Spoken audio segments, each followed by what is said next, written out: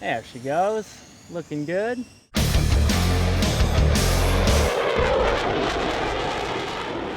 Hello pilots, welcome back to Motion RC. I'm James today with a flight review on the FlightLine 1310mm TA-152. Now I bought this model myself. This is my personal model. It was one that I sort of targeted when I first got hired at Motion.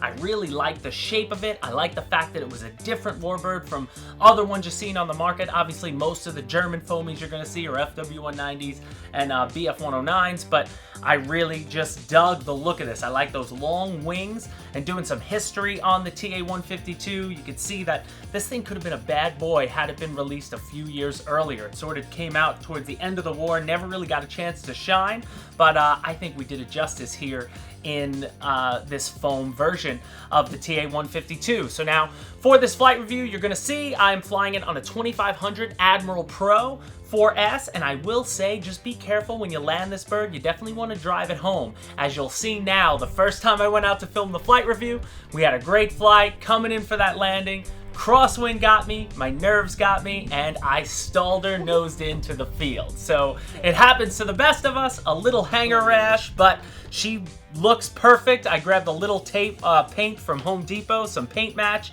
and I can't tell. And now for this flight review, I think she flew even better than the first day she flew. So hey, it happens to all of us, but it will always show you when it does, because who doesn't love a good crash? But I really enjoy this model. I think you guys will too, because it offers you the option to go 3S, to go 4S. You can leave the scale 3-bladed prop on, or we sell an optional 2-blade spinner, so you could get just more aerobatic performance. I'm the type of person, I really love like racer planes. I like hand launchers that go really fast on 4S and even 6S if you want to change the power system, but I like those hand launchers, and I like this. The reason I was attracted to it, because it gives me that option, but it also, I have the retracts if I want to be scalar, do touch and goes, things like that. So here it is, guys, the flight review on the TA-152H. Enjoy.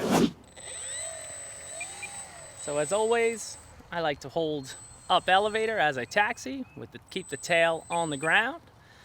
And then this bird, she only wants about 25% throttle when you're taking out, and you're just gonna have to give her some right rudder as you take off to make sure she gets off the deck as she could. I'm in mid rates, and based on the book, as the book called out, and then I am what's called no gyro in here, so it is just me and the TA-152. So let's do it. Little back elevator.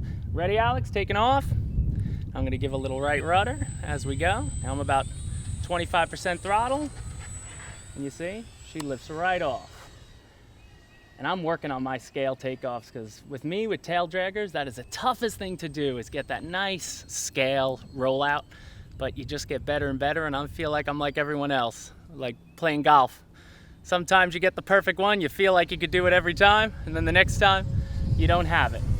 But now I got the 2500 4S Admiral Pro in here with the scale 3-blade propeller.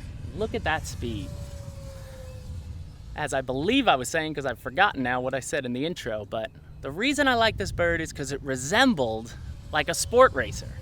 And I always like the hand-launched sport racers, sort of like that new FlightLine Mustang we got, which, although it's a scale bird, has a sport racer feel to it.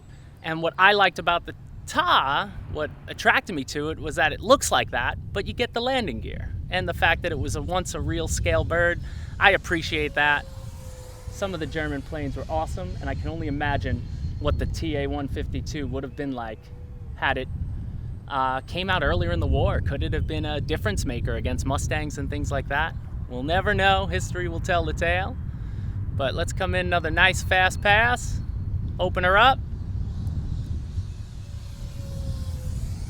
Into the vertical, and then let's stall turn wing over. There we go.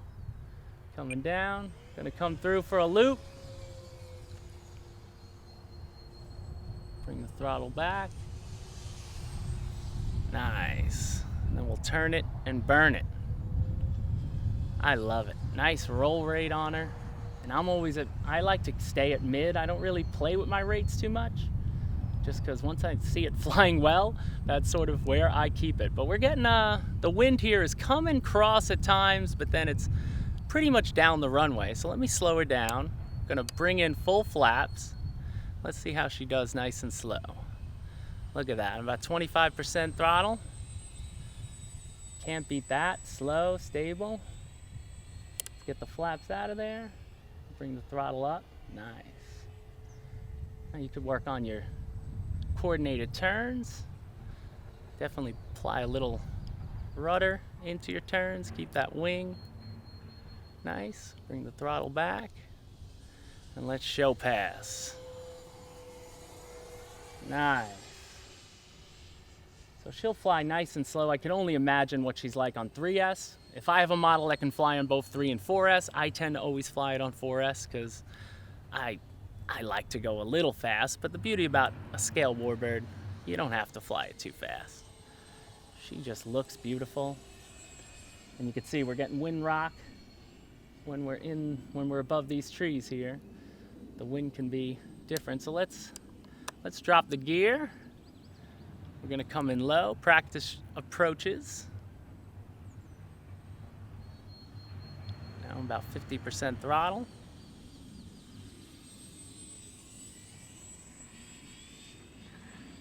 And touch and go. And we're off. Let's see if I can try that again, but a little more in front of my cameraman. The hardest thing about CCRC here is these trees at the end of this runway. You gotta dip in fast and sort of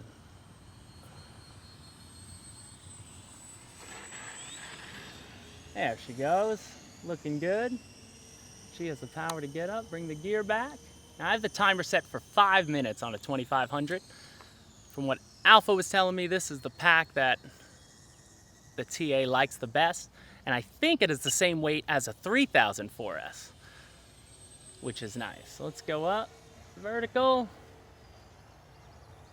over, bring it down. Let's go into a Cuban.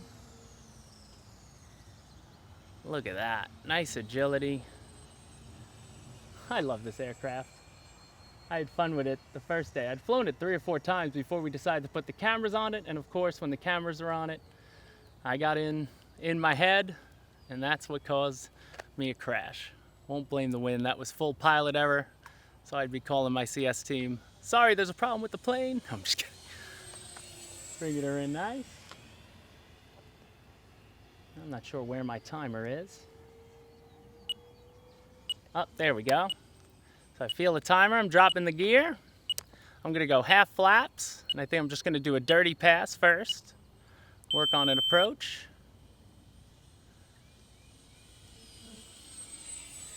Nice dirty pass.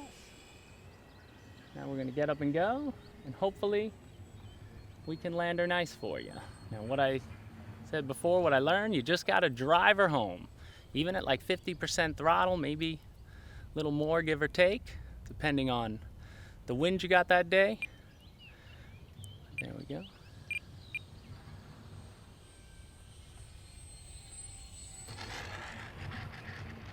Pull the elevator back. And nice. All right, we rolled out into the grass, but I will take that landing every single time. I don't know if she's gonna taxi on this grass. She will not. Let's walk out there, Alex. I don't have my cell checker on, so I'm gonna walk out there, get the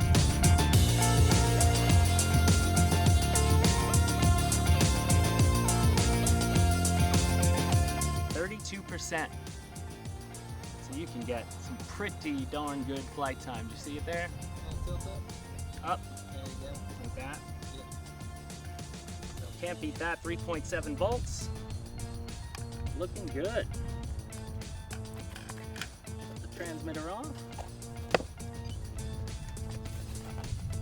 So there you go, guys. Obviously you could see she's a little chunky, but don't planes always fly better after you have a crash because you just don't care quite as much. But I'm so happy with the TA-152. Can't wait to be flying her around Joe Nall, and she's a beautiful, beautiful aircraft, guys. I think it's a sleeper. People always looking for something different. And FlightLine has a lot of things different. I think the next FlightLine one I can't wait to try is the LA-7. It's just an interesting aircraft, that one that you don't see in foam too much. But I really like the outline of this. I like the way she flies, and I think you guys will too. So that'll do it for us here at Motion RC. Stay tuned for the next videos coming soon.